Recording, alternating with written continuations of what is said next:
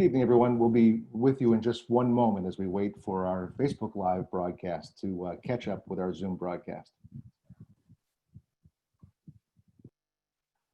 Muy buenas tardes. En unos minutos estaremos con ustedes tan pronto como se conecte a Facebook en vivo.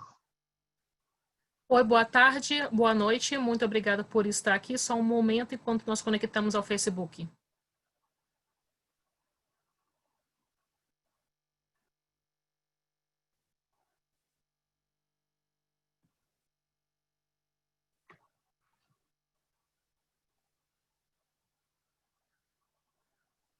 Okay, good evening, everyone. My name is Bob Tremblay, Superintendent of Schools in Framingham.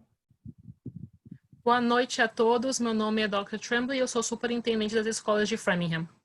Muy buenas tardes. Yo soy el superintendente de las escuelas de Framingham. It's my pleasure to welcome you this evening and to talk a bit more about our back-to-school planning. É um prazer estar convidando vocês todos para poder estar participando dessa reunião, para que nós possamos estar conversando sobre o plano de volta às escolas. Es un placer que se encuentre con nosotros esta noche para poder continuar con nuestras pláticas acerca del regreso a las escuelas. At this time, I'd like to introduce our interpreters this evening. We're fortunate to have interpretation in Portuguese, Spanish, and American Sign Language. And so delighted tonight to have Olivia and Lena who's on screen right now, and also Mauricio and Giuliani. So Giuliani, would you welcome our guests this evening and let them know about how to access our presentation this evening in Portuguese, and Mauricio, the same in Spanish, please.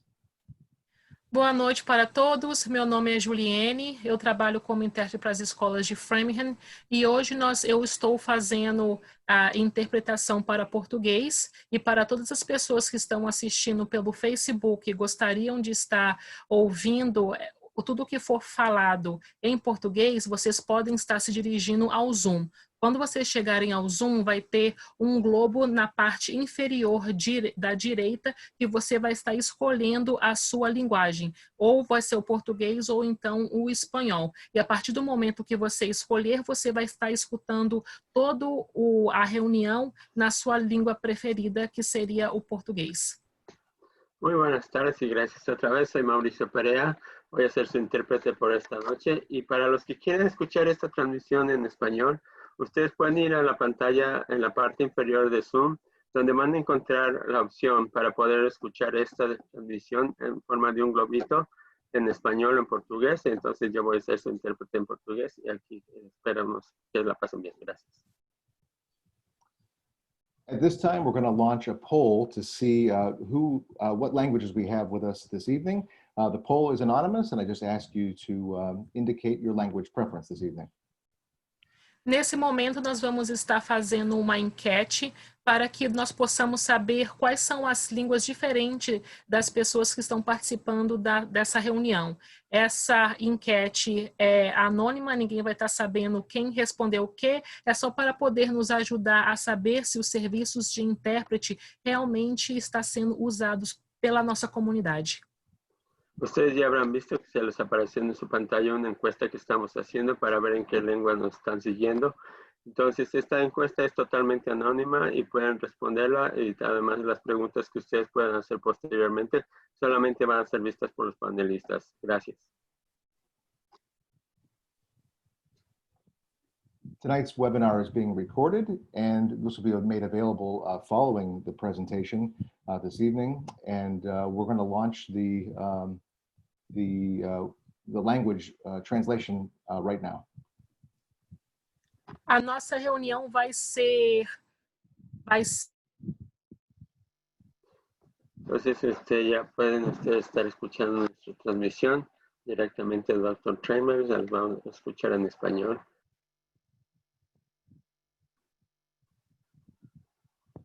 Okay, great. I'm glad we have so many participants joining us this evening. Qué bueno que tenemos muchos participantes esta noche. Gracias por estar con nosotros.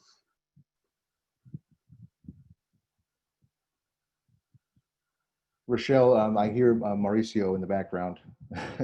I think I just fixed it. Okay, great. Thanks very much. Okay, ahorita tenemos un problema técnico. Well, it said it was fixed. Sorry. One moment.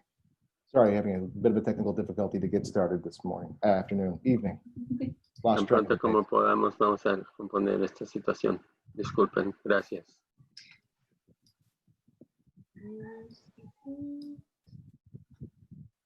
Great. Hopefully that helped. Let's give it a shot. Mauricio, can you? I think we're good. It's great that we have the ability to have real-time interpretation.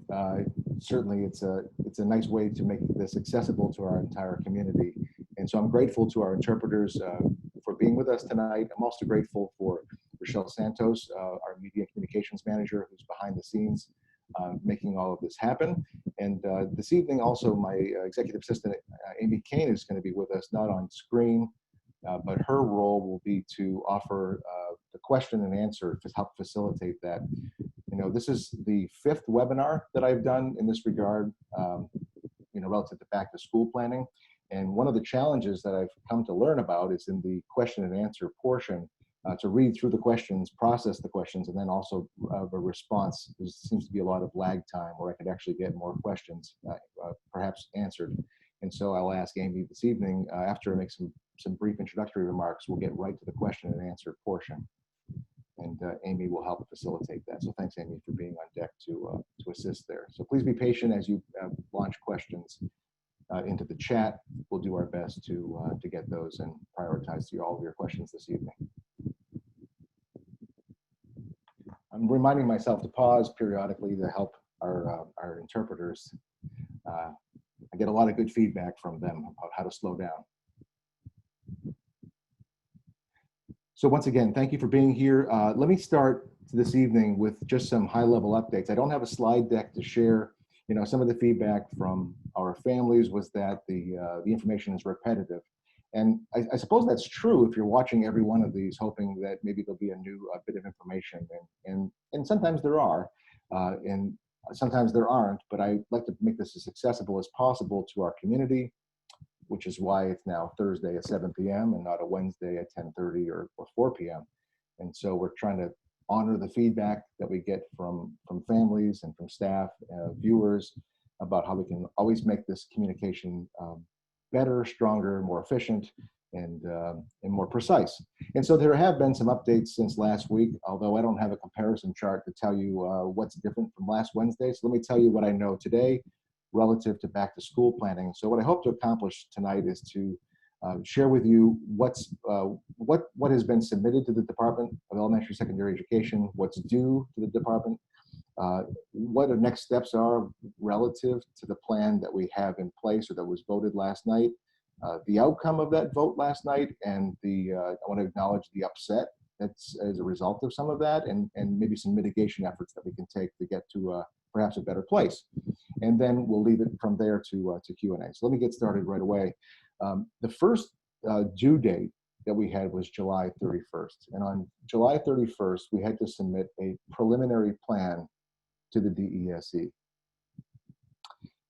That preliminary plan was talking about how Framingham would accomplish teaching and learning in 3 possible scenarios: a fully remote scenario, a hybrid scenario, and a fully in-person scenario. And so the hybrid is a combination, of course, of the 2, full in-person and the full remote. And so they also wanted to know on that 31st submission where the district was leaning. And so, as you may recall, we had previous conversations with the school committee, with the director of public health for the city of Framingham, who advised that we should, he was comfortable with what we were proposing as a hybrid model. The suggestion, however, was at the time, and continues to be, a delayed or a gradual start, which would mean that we would start remotely and then gradually, as it became safe to do so based on the metrics, that we would morph into a hybrid model. And thinking that would probably be by November or so. And that was the initial recommendation. We submitted that proposal to the school committee and then ultimately on July 31st to the state. The next step from there is to ultimately decide on whether or not the plan that you are leaning toward is actually the plan that you intend to start from, with a full expectation that the plan really would continue to be a work in progress. you know, there's ongoing discussions that have happened in recent days, really, and not necessarily with the with bargaining units prior to the initial draft, as we plotted out all three models. Although we did talk with educators and with administrators to get to a design to see how those three would work. Because it's important to understand that with an unknown forecast of COVID-19 and whether or not it will spike, we need to be ready for those three scenarios. If we're to have a vaccination and we're coming back to school, which is obviously not going to be happening, full return of all students in person for some time, we need to be ready to go back to school as it was, which again is unlikely for some time. Also, we need to be ready for a full remote, and that could even mean a full remote of everyone working from their homes, as has been the practice since March, because we could have school closures as a result of COVID-19, depending on you know, the virus itself, contact tracing, and so forth. So the idea of the three-tiered plan was to allow us to pivot as we need to, school by school or by district, depending on how the virus progresses. In certain communities, it's different, and in certain states, it's certainly different. As you know, Massachusetts is one of the states that's not restricted in many of the travel advisories, unlike in many other states that are seeing those numbers spike, and hopefully we can keep the Massachusetts numbers down. And so those three plans will, with the recommendation, which I've called this graduated hybrid model. Graduated because it starts remote and becomes to a hybrid in-person remote, and then ultimately, you know, when we get there, a full return to school. The challenges we have with that model, however, are the definitions around a safe return to school, what that means, how we define that, and remote, and how that is defined, and the metrics by which we make those determinations at intervals throughout the school year. And so, as you may recall from the back to school plan, and if you're not familiar with it, I would encourage you to give the document a look. We have identified in there a number of benchmark dates. The purpose of the benchmark dates, if you look at the two columns, on the left is the first date, the first of which has now been added in September, where we would evaluate the metric, our community, how we're progressing, and whether or not a return to school, a return to hybrid is appropriate at that time. The date on the right in that column is when that would be implemented. That would give preparation time for staff and for families to know that we're going into a hybrid model. And so the other question that comes up, so besides the metric question is, you know, as I pointed out, what does the remote mean? And so remote is meaning for families that it's at home. For staff, it's met at home. In the proposal, it means coming back to schools, to offices, when it's safe to do so. And that's seems to be the crux of what the community arguments, at least the emails that I've been seeing, and certainly the dialogue with the school committee over the last few nights, some of which is in executive session, and some of which was in public session last night if you were watching that meeting. And so I'm confident that we can take up that conversation and continue that dialogue with our teachers. I hear you. It's important for us to really dialogue more about that. You know, that we know some of our principals spoke last night. That caused some upset among families and staff as well. I want to acknowledge that. The idea of these webinars, by the way, is to be fully transparent, let you know what I know and how I'm feeling and how others may be feeling, and just to process with you all as a community. So we have work to do. We have work to do. There's clearly upset, and we need to figure that out. But we also, in my view, need to be ready for when it is time, when we get to that benchmark, to determine that we're ready to bring students back. It seems to me that to bring students back and staff back simultaneously is not going to set us up very well, since really nobody's been back at school, in large part, barring our administrators. Our food service professionals haven't left. They've been there literally since last March, by the way. Our administrators are in our schools working, our secretarial staff, technology team, and many others have been in our schools, in some cases all along. So we need to begin to think about bringing staff back and to do so safely, and when to do that. And is it possible to continue with a program of staff working from their homes, and how does that work when some staff would still have to be coming into the school? So this needs to be discussed further This needs to be worked out. But you start from a plan that's something. It's something. It's the idea is that we're beginning remotely, which, by the way, is better, in my view, is a safer, more conservative approach than what's happening in many of the communities across the Commonwealth. You're probably seeing that many are starting hybrid, and they're starting in August or September. That's with students in school. Granted, it's going to be a lower number, but it's a hybrid model to start. Our proposal in this would be benchmarking along the way, likely with a hybrid model to start in November, maybe sooner, but likely November. And so we have to get past a couple of hurdles in the next, really in the next week if we can, and we're going to start those conversations. We've started already, we'll continue those tomorrow. The first of which is discussions around safety. We've got to get to a point where we can say what is safe. So our schools are code compliant, but the question is, are they COVID-19 compliant? And we want to make sure we get to that point by increasing air filtration, by making sure that every space, every classroom and office space has air purification systems. And we've ordered that. The school committee the other night appropriated $600,000 in COVID-related expenses, which is a funding mechanism that's made available to us apart from the operating budget. And we want to make sure that we invest correctly in the safety for our staff and ultimately when our students do arrive. Window screens that need to be replaced or windows that don't open. These are the priority areas that we need to discuss, identify, and fix. And that will be the first order of business before we bring anybody back into our schools. We've done that with the office staff we've brought back, and we're making sure we want to do the same with our educating teaching staff and support staff as well. This proposal, by the way, allows for, in my view, a return of most, if not all of our staff. A fully remote model may mean that we don't open our schools at all, and that raises questions in my mind about staffing.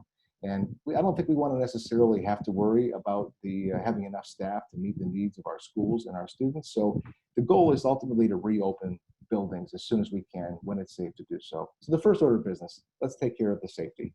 That starts tomorrow. Instead, we've already started the Framingham Teachers Association has provided a matrix for us of needs across all of our schools, from air filtration to the kinds of filter upgrades we can take care of. And with our buildings and grounds staff, we'll start those conversations as part of negotiations tomorrow with our teachers. We'll also take up the question of remote and what that means for our teaching staff, whether that has to happen in school or elsewhere. Again, the proposal does call for that, but it's a starting point. The conversation will continue. There are provisions in the law that allow for certain exemptions for returning back to school, whether it's childcare related perhaps, or it's medically related. We're also looking at a policy around a teleworking policy, which may be of relief to some of you to hear. And so while that is still very much under discussion, it should be pointed out that it is a discussion. And so I want to just use this medium this evening to acknowledge that. And so I am hearing from you. I'm hearing from our teachers, from our families, and we're going to try to find the best possible system that works, obviously for our teachers and ultimately for our students. I'm deeply concerned in these plans that the students, we have many that have not engaged at all in school since March. We know that. We know that remote is not ideal. Our teachers have become rather adept, however, and have learned a lot as administrators, and I have, about how we can do business remotely from probably anywhere. And so we need to talk about that. But we do have students that are not engaging remotely. We have in Framingham nearly 500 students that are identified as homeless in a variety of ways. That number may not be known to many of you, but you should know that.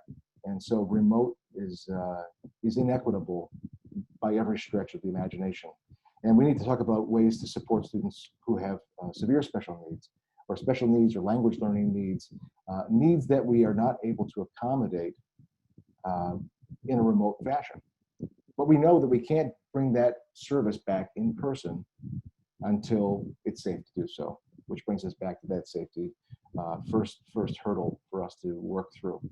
So these are conversations that are ongoing. I'm hopeful that we'll get to a point where we have less upset in the community, and I wanted to take tonight just to acknowledge that the emails have been coming in, certainly the school committee to me, I'm sure to others, and I've seen them and acknowledged them, and we'll continue to have that discussion. So thank you for those.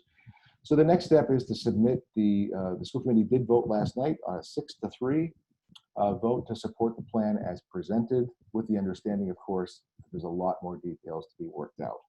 And I think that the reluctance of some, I can't speak for all, but the conversation was really more, I don't think anyone disagreed with a remote start. I think it was more about the what remote meant for teachers and what was safe. And so yet another reason for us to have that conversation with our teaching staff and come up with, if we can, the best possible solution.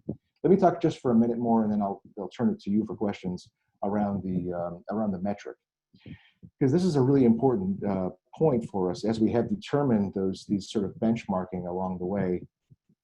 We expect there'll be guidance from the state on this, from the Massachusetts Department of Public Health, that will give indicators. You know, we watch every day, and certainly in Framingham, we get reports about what the numbers are. The typical, you know, the 5% threshold that's been set in some communities, and that's the standard. If it's higher than that or lower than that, it may be relative by some communities, but we're going to continue to work with both the Massachusetts Department of Public Health and the Framingham City's Board of Public Health to determine those appropriate benchmarks. So this won't be done, you know, Bob Tremblay sitting back and saying, okay, it's time to open the doors, let's all come back to school. This is going to be very thoughtful, hopefully with state guidance, so this is consistent across communities. And certainly when we talk with our local Board of Health to make sure that we're doing what's absolutely in the best interest of our entire community. So that's where we are with metrics. We don't have that defined in the back to school plan. In fact, most communities don't because we haven't gotten the guidance yet as superintendents. I had a call today with the Commissioner of Education to provide those updates to see where we stood with that. And it's our understanding that in the coming days, probably either, if not by tomorrow, early next week, it's expected, along with guidance, by the way, on athletics. That's come up as a question. The Massachusetts Interscholastic Athletic Association, MIAA, has determined that September 14th is when athletics can begin. But yet, if we're remote, athletics can't begin. That's just not possible. We can't be saying on the one hand that it's not safe to bring students back, but then it's okay to have sports. And so this is the challenging area for communities. And so we expect there'll be some more guidance from MIAA relative to athletics. There's certain other extracurriculars and things that have to be contemplated there as well. And so these are more guidance that continues to come from the department. And so we'll submit our plan. The deadline is next week. And so we'll make sure we have our plan submitted to the DESE in time. It does not mean that we can't continue the conversations and come up with the very best plan that works for Framingham. And so I am pleased to say that we are starting remote. I am pleased to say that we're honoring 6-foot and not 3-foot distancing, though we are allowed to under the DESE rule. We think and know that 6 foot is a safer measure. That means classrooms look different.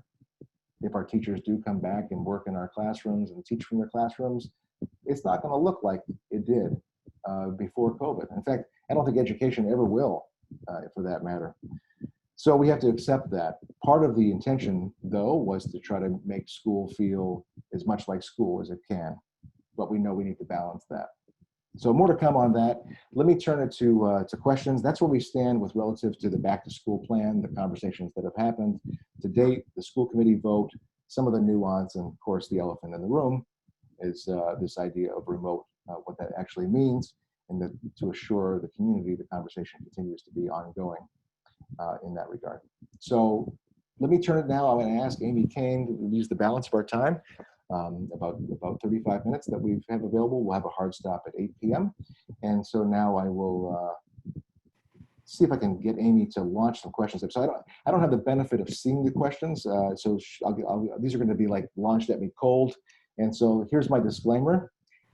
If I know the answer, I'll give it to you. And if I don't, I'll tell you that I don't know the answer, and we'll get back to you.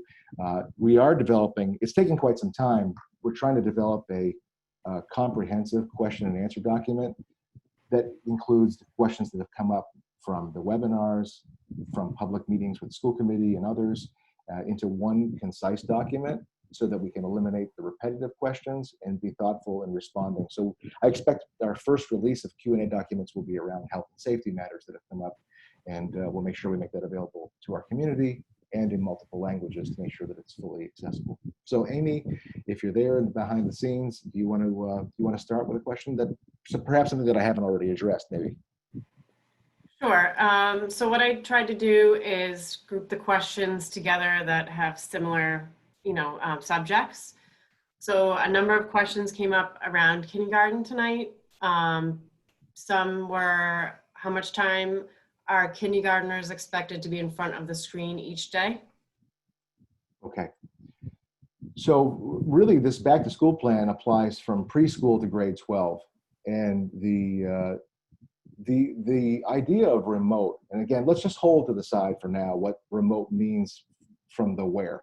Let's just talk about what it is as a function of it being not in person, just to keep it kind of neat. So pre-K through 12 is going to be remote, and it's going to look very different.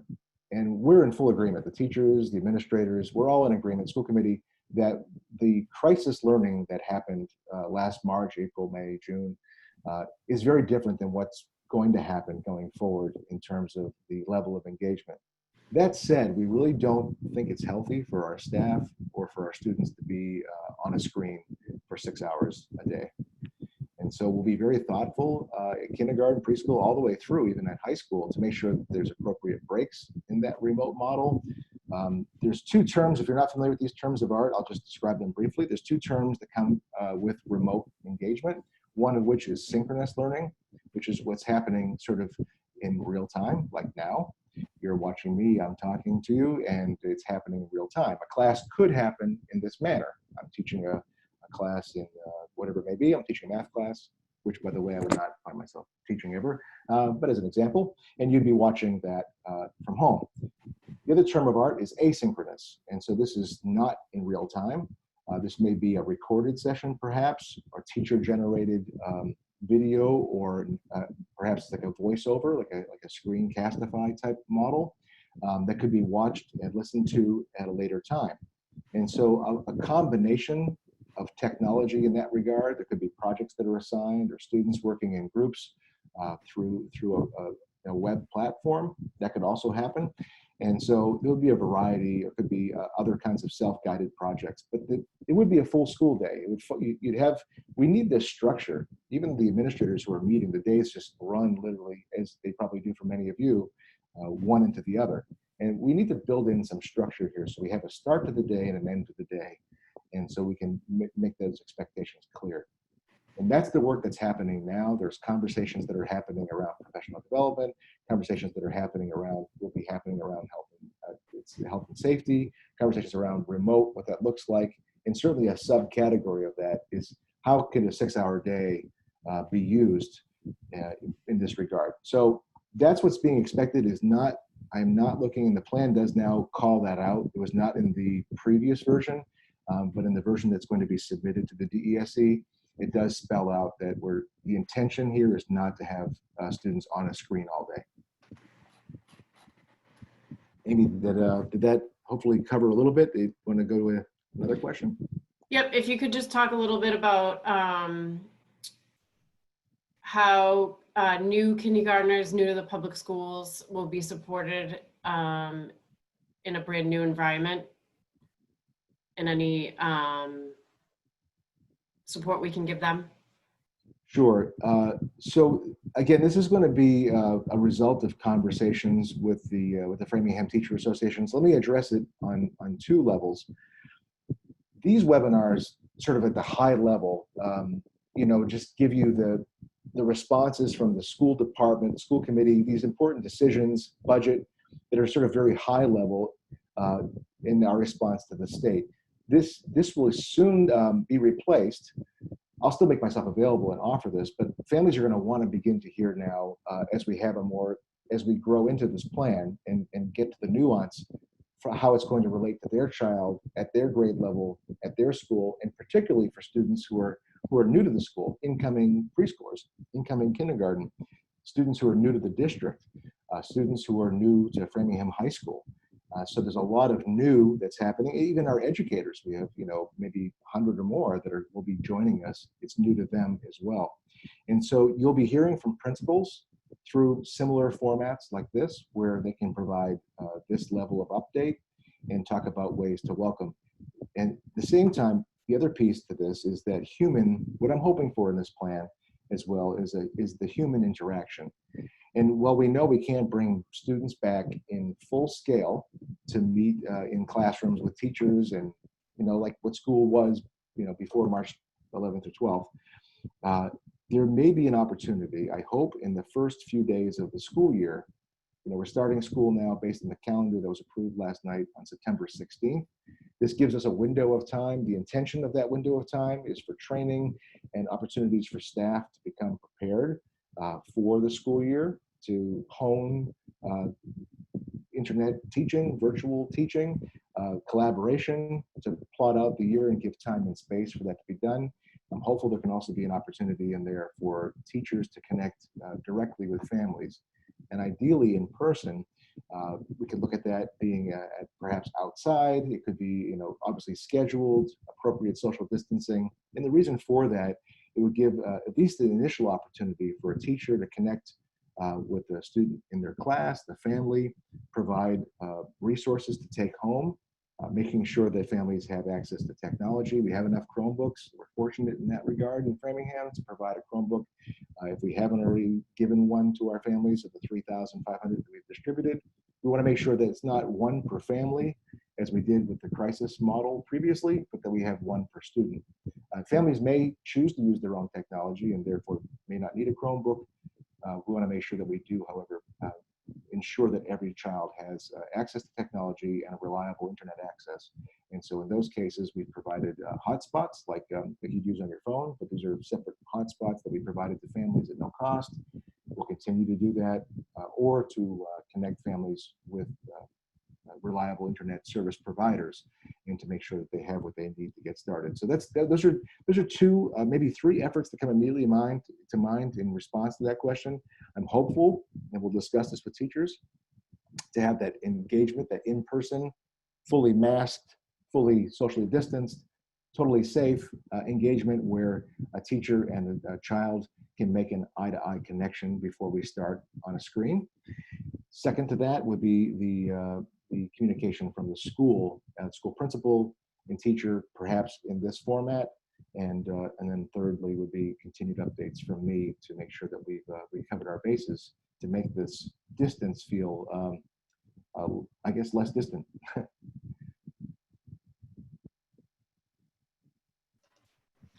Can you elaborate a little bit more on how families can get a Chromebook, and what else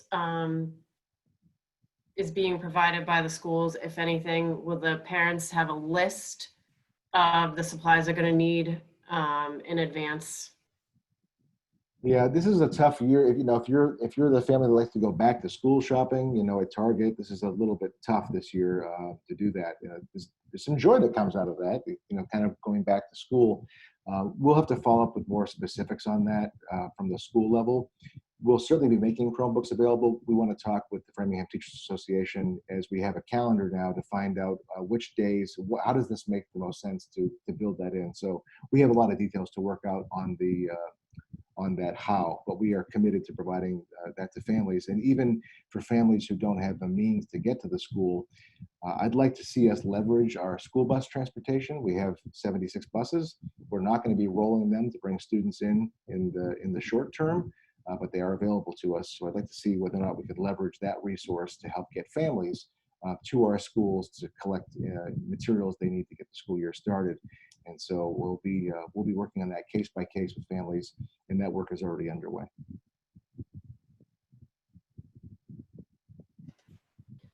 Thank you. And then could you also let the families know where they could find the updated calendar, school year calendar? Yes, it was just approved last night as part of the back to school plan, and I'd have to ask Rochelle do you know if it's already posted on the website? I think it's on the website from the school committee meeting as a draft. I don't know if the final version is posted up yet, though. I will update it, and I'll share it with all the families as well. Okay, great. So we will. That is available on the school committee. It's in the back to school plan. It's in the documents that were, so for right now, you can find it on the website for the school committee packet, but we'll make sure that it's more accessible on our district website with easy to find access. But just to be clear, the start date is September 16th for all students pre-K-12. And again, that'll be, obviously starting remotely. Thank you. Has there been any further discussion about accommodating students whose parents are educators in other districts? Yes, there has been there. So this comes, the conversation that right now on this one had originated in a local community. I won't name names, but not too far away from ours. And it's a great idea. And this would allow educators who many of us, including me, view as essential employees. This is essential staff.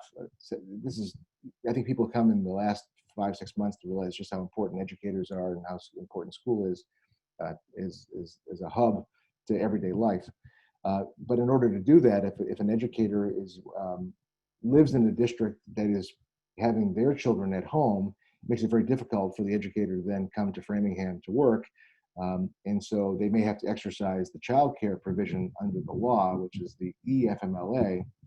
However, in doing so, it takes perhaps the educator out of circulation for educating Framingham families, and so we have to find a substitute.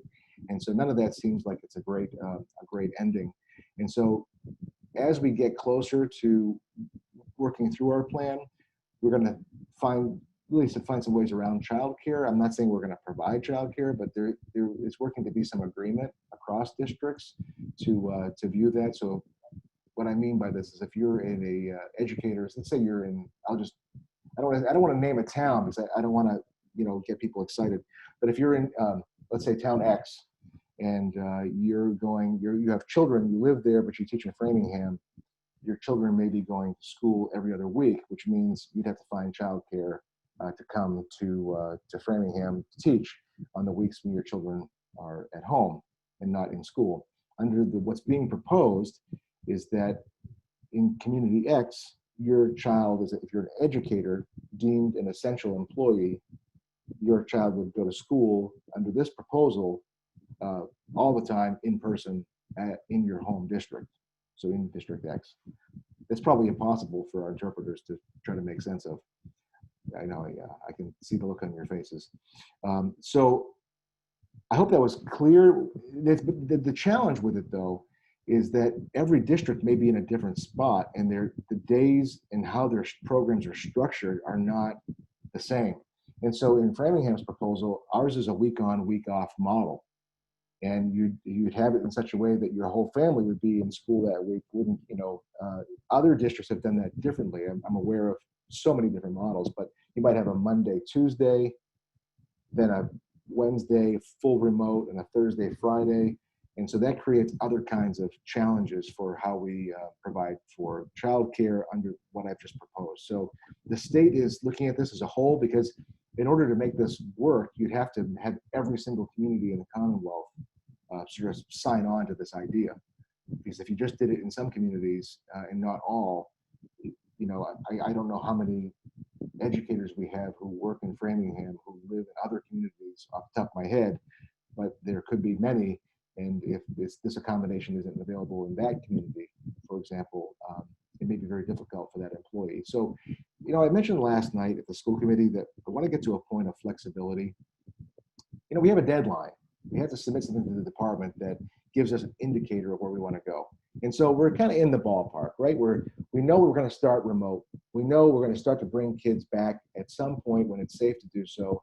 And the students we're going to bring back first are going to be our highest need students, the students who require those services they haven't been getting or who've been disengaged since March for any number of reasons. And then when it's safe to do so, further, we'll bring back and begin the hybrid model where we have some percentage, but not all, of our students, and we'll progress until ultimately, hopefully we have a vaccination and we can open our doors to everybody, and so we go on.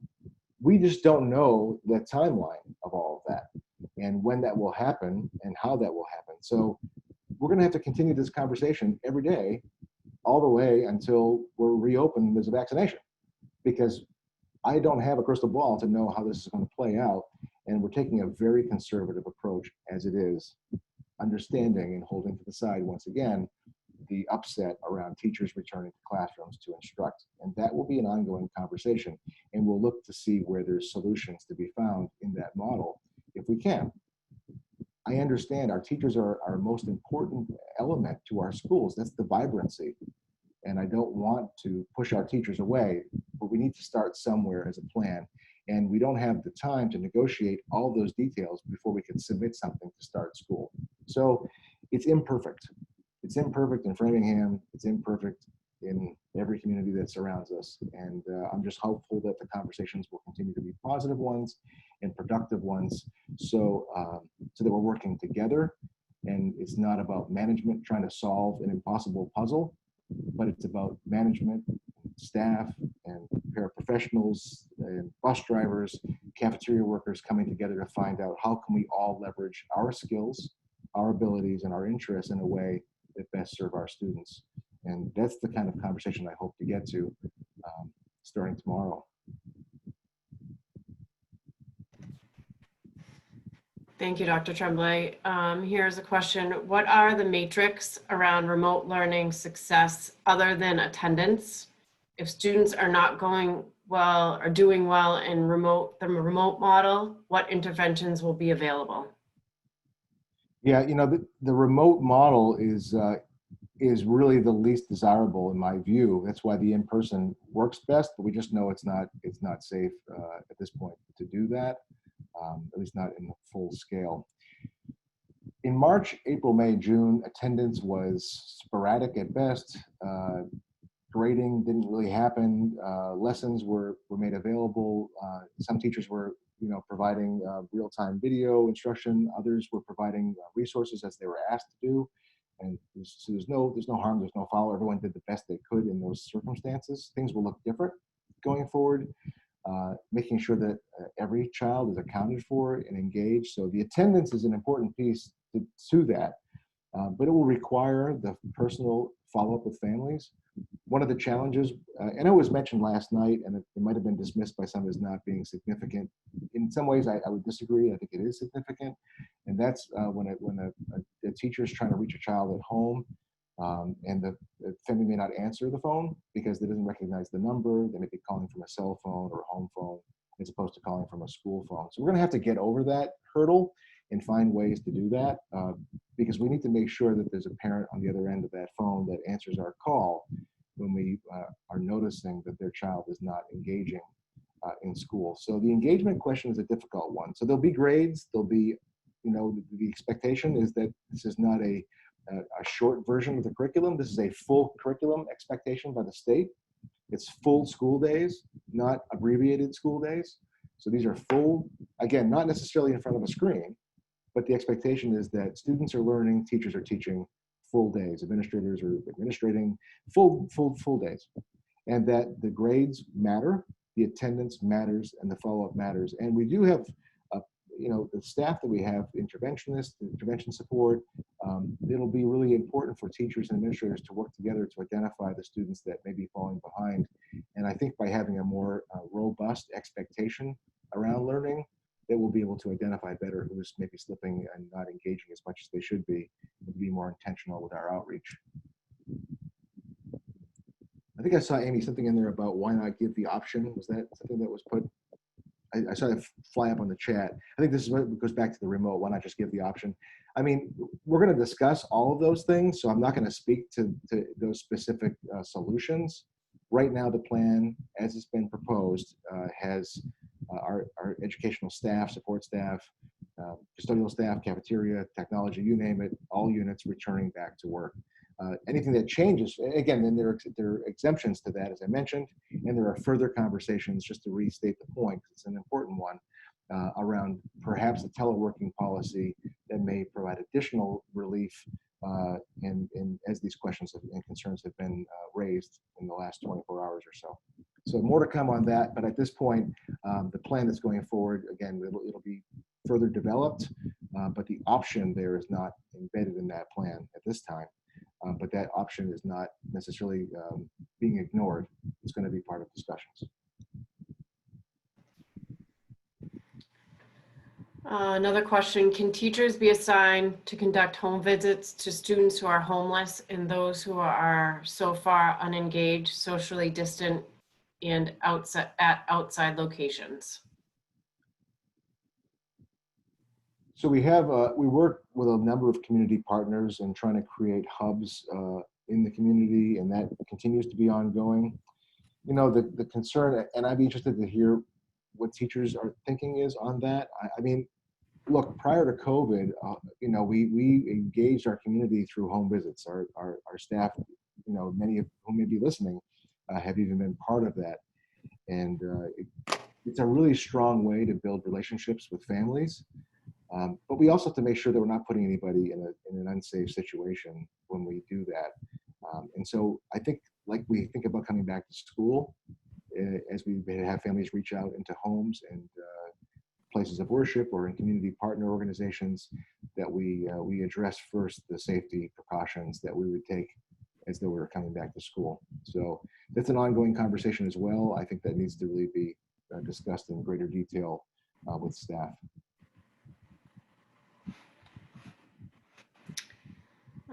I'm not sure if you addressed this yet. Will parents be given a choice to send their children back to school or stay remote learning until the parents feel comfortable with sending their children back to school? Absolutely. The answer is, sorry, I rushed to the answer before I answer that, let me check in with our interpreters. I know we have a few minutes left. Are we doing okay pacing wise? Is it? Okay, good. So yes, the answer is yes. Families retain the right to keep their children home in a remote learning for the year if they so choose. Again, the hybrid model does, when it's safe to do so, means that students will come back and we'll be developing schedules and trying to accommodate transportation as best we can in that regard. But if a family feels that it's not safe, they may choose to keep their children home. You know what, not dissimilar to a snow day, actually, when there may be situations where it's not safe for a child to come to school. And by the way, snow days used to be the hardest part of my job. And, you know, if a family chooses to keep their child at home on snow days when everyone else is coming back to school, if they've reached out to me, I've never penalized the family for an absence on that. And so we want to really respect those rights for families that choose to continue working, rather having their child learn remotely at home, they may do so. And similarly, if they've chosen and they want to bring them back to school at some point, we want to talk about that re-entry process as well to make sure that it has the flexibility. Again, we don't know the health conditions and how that will change or not at any given point. There could come a time where even the best laid plans mean that we're all right back where we are, working from home, learning from home, until it's safe to open. That's a possibility. You know, it really depends on what happens with the virus. As it becomes safer, then so we can be reflexive to that as well. Can you elaborate on what specifically would trigger a school shutdown versus having classroom quarantine or an individual quarantine? Yeah, that will come out as part of the development of the metrics. We'll be working again with the Department of Public Health and with the Board of Health to answer that question. It's an important one. So to know when we, you know, this goes back to Potter Road back in March, where sure we began this journey, and we knew that there had been exposure, and we closed Potter, and because the students were bused to Potter, there were also Hemingway students on that same bus, and so Hemingway closed as well. These were efforts in an abundance of caution. I don't know how that changes with contact tracing, and that takes some time, so it could very well mean a school shutdown, but it's going to be up to the Department of Public Health that provides the guidance on that answer.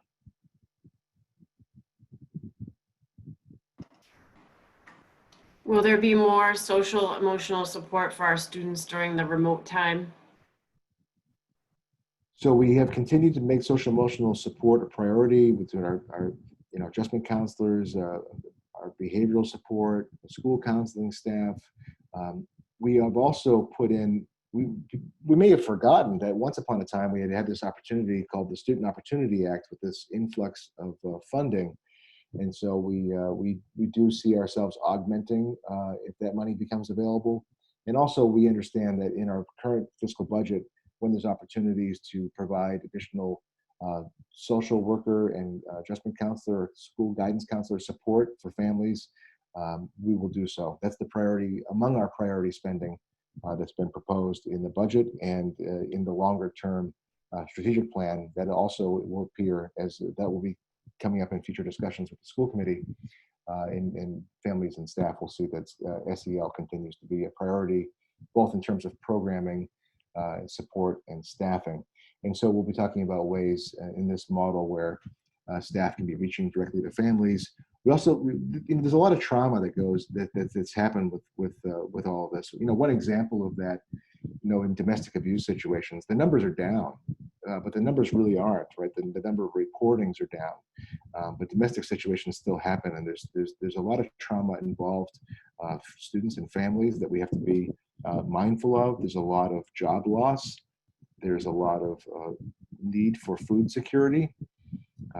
And so this is complicated, and we have to really be, as a community, very mindful of the range of needs that our families have.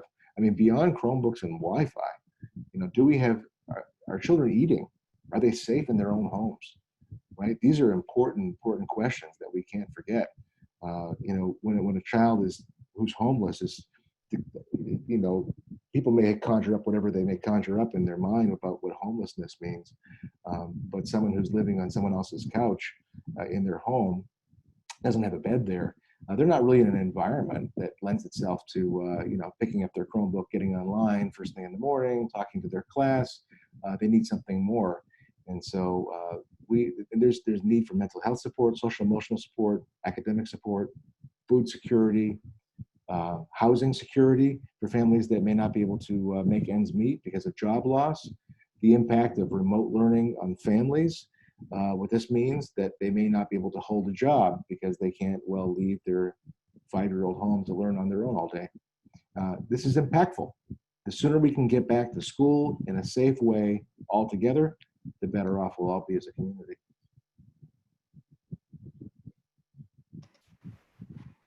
Can you specifically talk about special needs students and high needs students? Yes, so we've prioritized. Laura Spear, our Director of Special Education, would probably do a better job than I will to answer this question. But certainly there are students who have not been provided the services that they're legally entitled to, and there's the need for us to prioritize that. There are students who require tremendous support that we've not provided because it requires an in-person experience, and so we have to talk with our the teachers about how to do that in a way that's equitable, where some staff are coming back and others are not. And so if there's a model where some are choosing to come to work in school, I say come to work, I mean come to the buildings, versus teaching and working from home, there may be cases where then teachers provide certain essential services to students on IEPs, for example, but not just students on IEPs. Other kinds of support needs that are prioritized may have to come into the building to do that. And so one of the questions that will emerge, that certainly I have, is how do we do that in a way, is it that we all come back or just some come back in order to provide that level of service to our students? We need to sort that out very quickly. So that's something we're looking at with our teachers to provide that level of support when it's safe to do so. And if you look at the total number of need, the way it's been scaled, and was presented last night to the school committee by Ms. Spear, but starting with the population of students first, it does, if you look at the total number of students, you're looking at more than 2,500 students in our district that are, I think it's like 2,600, that identify as students that we're deeply concerned about in terms of bringing back as quickly as possible. So the number is big, and it's a priority.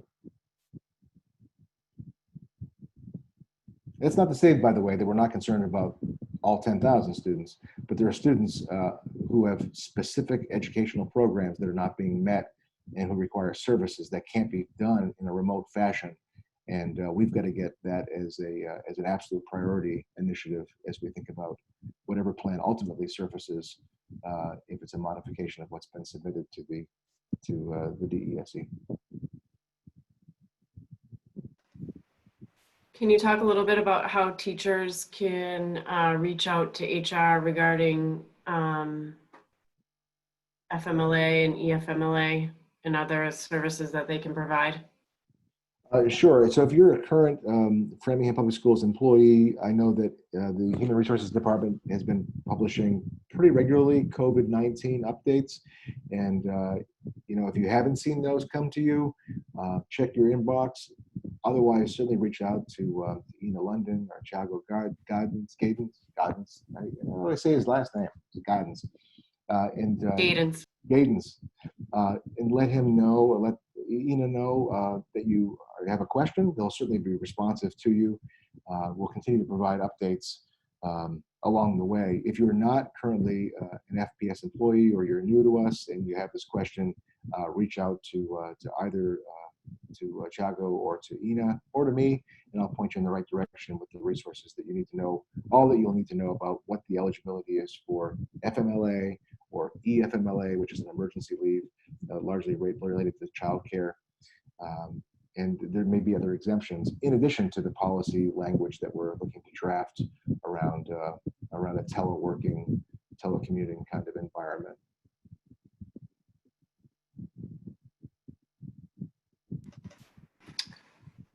One of the questions that came up, it said, will central office staff be reporting to work daily for collaboration? Will they be going from school to school like teachers have to? I believe I heard collaboration is not possible in a remote environment from you. That being the case, I expect to hear your plans for your daily schedule as well as your staff. Sure. Well, let me remind everybody that as a cost savings measure, this is, seems like it was an eternity ago. We gave up the Perini lease where we house 60 central office employees, secretarial staff, administrators, myself. We gave up our space, so we don't have a home, so to speak. And we gave that up to save salaries, to save jobs in a very declining budget cycle. And so that would save $1.5 million over 3 years. And so we're proud that we did that. It was the right thing to do. And so we're looking to get our feet on the ground ourselves. And so we have designated office spaces throughout the district by departments. We'll be providing that list to you. At this point, we're not really having any visitors come into these offices as part of our current policy and back to school language. And so we are, it's safe to do so, but we will be bringing staff back if they're not already. Many of our staff are back and working in buildings. For example, we have, some human resources staff working at Walsh. We have our multilingual department at Woodrow Wilson. We have many of our central office staff, those business operations, myself going to Fuller. I'll be starting at Fuller full-time starting on Monday. Having meetings there, perhaps evening meetings I may still do from my home. If you're concerned about my schedule, happy to share that with you. But that's the intention. I believe firmly in leading by example. And as we look to get staff back, I fully expect myself to be back and look forward to it.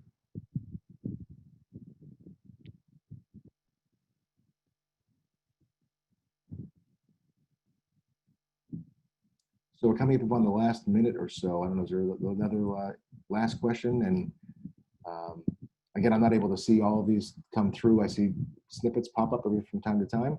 And so if there are questions that are on there. Oh, I'm sorry, Amy, go ahead. Sorry, the last question, it said, sorry. Knowing the importance of this meeting, such as this meeting, why is the school system only allocating 1 hour? So I'm allocating an hour of my time on a Thursday night just to give an update. These conversations are important and happen all day long.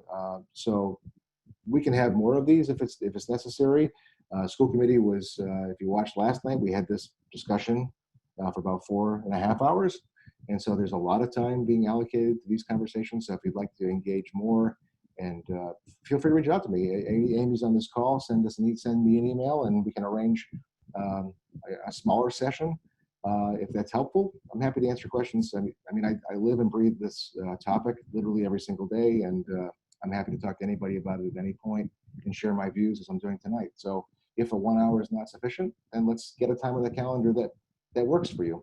I'm not going to tie up our interpreters every night of the week to do this work for us. I'm grateful to them and I'm respectful of their time as well. But if you want to have a conversation with me and raise questions with me, I'm happy to make that time available to anybody. So it is 8:01. I went a little bit over, but I did start a minute or two late to let our Facebook Live catch up. So I'm going to honor everyone's time this evening, including my own, and let everybody get back to your families. And I want to thank you all for your attention, for the thoughtful questions, and for engaging with me in the dialogue. Again, I'm telling you what I know to the date that I know it. So if I've misspoke or there's information that you're aware of that I'm not, it's probably because I don't know it. I'm just telling you what I know as of 8:01 here on August 6th. And it could be different tomorrow. So I look forward to working with our negotiations teams starting tomorrow morning as we discuss the safe return to school. What safe means, how we know that we've achieved it, is the first order of business tomorrow. So thanks very much once again. I do hope that you and your families are doing well. I know this is not perfect. I know I've not said a lot of things that people love to hear or are happy with. But my job is to put forward the best job that I can do, and I'm trying the best that I can in considering as much input as I possibly can, and being compliant with the state at the same time is a tremendous challenge. We're all living this world together, and so I just ask for your continued patience, understanding, and thanks for engaging in the conversation. So more to come, and I believe we have 4 more of these sessions or so already scheduled. That information is available on the website, and certainly Rochelle will push that out through media outlets and through our social media platforms so that you can tune in again with any further updates. Again, hope it was helpful, and if it was, let us know that in the chat too. It can be a nice opportunity to hear some feedback as we try to model these sessions based on what we're hearing from people who are actually watching them. And so if there's ways for us to improve, or if we're doing a good job, let us know that too. Thanks very much, everybody. Once again, thanks to our interpreters for being here this evening and for making this so accessible to our community. And for those of you who were able to tune in this evening on a warm summer evening, thank you for being here. Have a good evening.